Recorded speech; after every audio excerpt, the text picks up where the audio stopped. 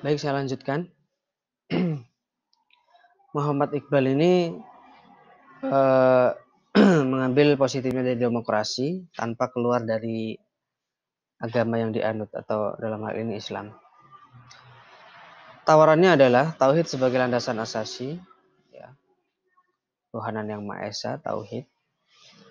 Kepatuhan pada hukum, toleransi sama warga, tidak dibatasi wilayah ras dan warna kulit, penafsiran hukum Tuhan melalui ijtihad. Ini kurang lebih yang sudah dipraktekkan di Indonesia ya. Bagus. Yang ketiga, Muhammad Imarah. Menurut Imarah, Islam tidak menerima demokrasi secara mutlak dan juga tidak menolaknya secara mutlak. Dalam demokrasi, kekuatan legislatif membuat dan menetapkan hukum secara mutlak berada di tangan rakyat. Sementara dalam sistem syura, dalam ini musyawarah dalam Islam ya, kekuasaan tersebut merupakan wewenang Allah Subhanahu wa taala. Dialah pemegang kekuasaan hukum tertinggi. Wewenang manusia hanyalah menjabarkan dan merumuskan hukum sesuai dengan prinsip yang digariskan Tuhan serta beristihad untuk sesuatu yang diatur oleh ketentuan Allah Subhanahu wa taala. Jadi Allah Subhanahu wa taala berposisi sebagai al-syar'i, legislator, sementara manusia berposisi sebagai faqih yang memahami dan menjabarkan hukumnya. Ya. Ini kurang lebih sama dengan yang di atas. Dengan yang berdua. Kemudian yang nomor 4, Yusuf Al-Qaradawi. Substansi demokrasi sejalan dengan Islam. Hal ini bisa dilihat dari beberapa hal. Sini dilihat ada 1, 2, 3, 4, 5. Ada 5 poin menurut Yusuf Al-Qaradawi yang ternyata demokrasi itu sejalan dengan Islam. Dalam demokrasi, proses pemilihan melibatkan banyak orang untuk mengangkat seorang kandidat yang berhak memimpin dan mengurus keadaan mereka. Nih, Islam sudah mempraktekannya. Ada yang aklamasi, ada yang berbagai macam pendapat dan sebagainya. Yang kedua, usaha setiap rakyat untuk meluruskan penguasa yang tirani juga sejalan dengan Islam. Bahkan amar ma'ruf nahi munkar serta memberikan nasihat kepada pemimpin adalah bagian dari ajaran Islam.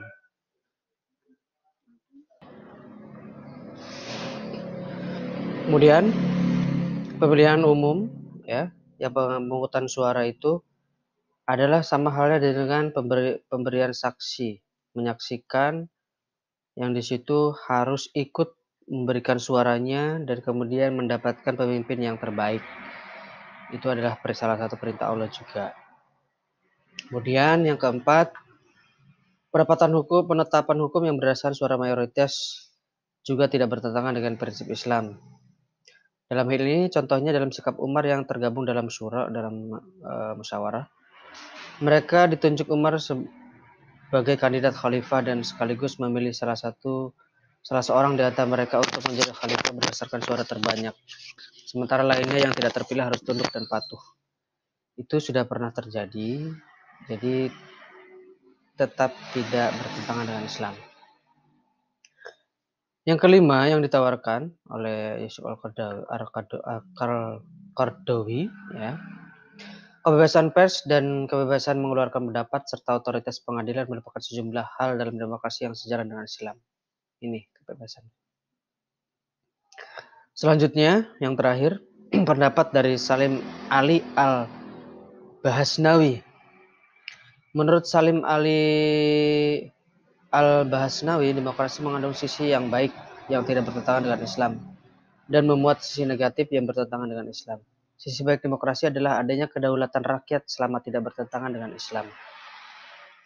Sementara sisi buruknya adalah penggunaan hak legislatif secara bebas yang dapat mengarah pada sifat menghalalkan yang haram dan mengharamkan yang halal. Ini yang tetap harus berhati-hati kadang membuat hukum itu tidak berdasarkan pada agama yang tentunya setiap anggota DPR MPR itu harus dari berbagai kalangan masyarakat, dari berbagai kalangan agama, berbagai kalangan suku, ras, warna kulit, jadi bisa saling mengemukakan pendapat sesuai dengan backgroundnya masing-masing. Jadi jangan sampai keluar dari tatanan agama Islam ya.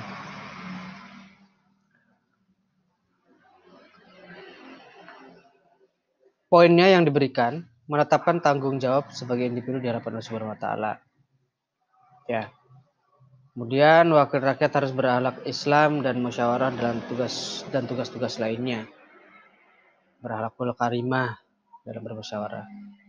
Yang ketiga, mayoritas bukan ukuran mutlak dalam kasus yang hukumnya tidak ditemukan dalam Al-Quran dan Sunnah. Ya, jadi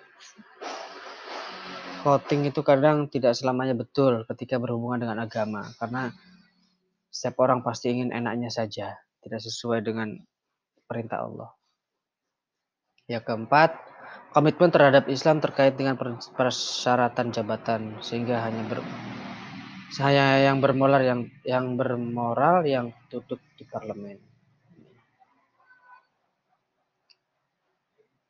Bermoral ini. Tapi yang seperti kita tahu, kadang ada beberapa oknum-oknum yang berada di parlemen yang tidur ketika rapat dan lain sebagainya, yang korupsi dan lain-lain. Itu karena mereka tidak memiliki moral, tidak memiliki akhlakul karimah ketika menjadi anggota parlemen. Kemudian di sini ada sebuah kotak yang di sini adalah menggambarkan pemimpin paling demokratis di mata dunia adalah Nabi Muhammad SAW. Bisa kalian baca sendiri, ini ada 8 ungkapan dari tokoh-tokoh Barat yang kagum terhadap pengaruh dan kepemimpinan dari Nabi besar Muhammad SAW.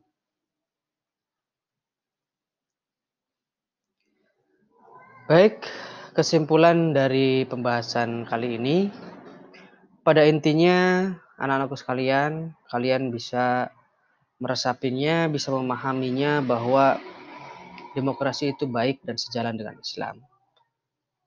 Selama dipraktekkan secara Islami, secara baik, secara berakhlakul karimah. Terangkan tadi,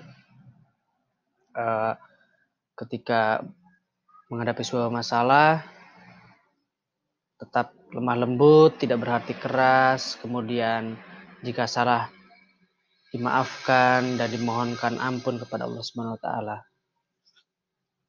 Itu. Setelah itu bermusyawarah yang tentunya untuk mendapatkan mufakat, mendapatkan jawaban atau keputusan yang terbaik. Baik, ini perilaku mulia yang bisa kalian dapatkan dari Al-Quran Surat Ali Imran ayat 159.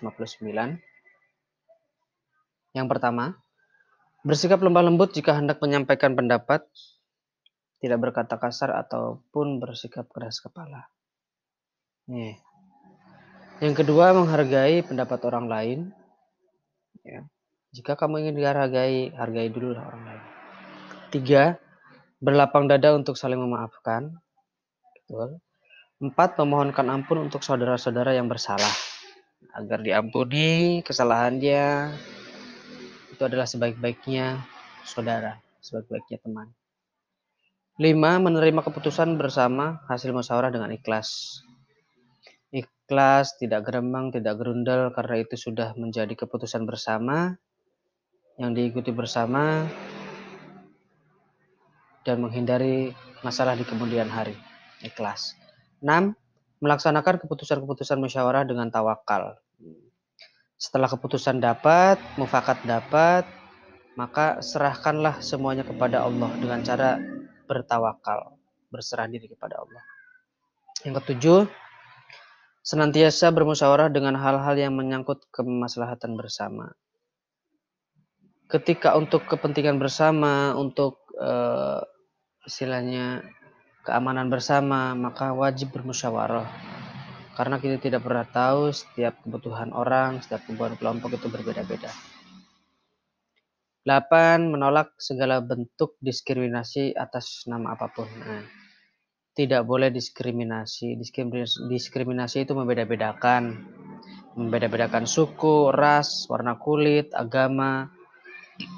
Itu tidak boleh. Tidak boleh diskriminasi. semuanya sama, punya hak yang sama, itu inti dari penolakan diskriminasi.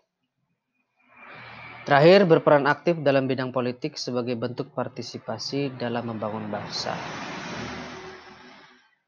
Kadang anak muda sekarang itu antipati dengan yang namanya politik. Padahal kehidupan mereka bernegara, berbangsa itu diatur dalam bidang politik. Jadi tidak boleh antipati ya untuk dalam hal bidang politik. Kalian bisa mengikuti, kalian bisa ikut andil, seenggak-enggaknya ikut pemilu, mengambil suara. Kalian kelas 12 pasti sudah rata-rata 17 tahun, mau 18, jadi otomatis kalian sudah bisa mengemukakan pendapat, mengemukakan suaranya melalui pemilu. Nah, itu. Dan mulai saat ini bisa juga berperan aktif dalam bidang itu.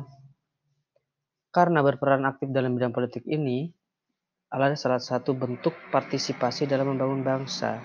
Kepedulian kalian, kepedulian kita terhadap bangsa dengan cara ikut pesta demokrasi.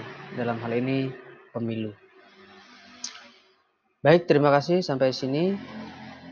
Awalnya saya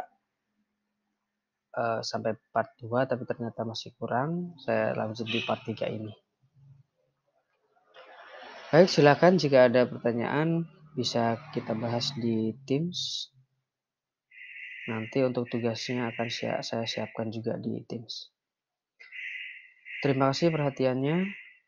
Semoga kita selalu dalam lindungan Allah, selalu sehat, walafiat, terhindar dari berbagai macam virus, terhindar dari berbagai macam penyakit. Ya.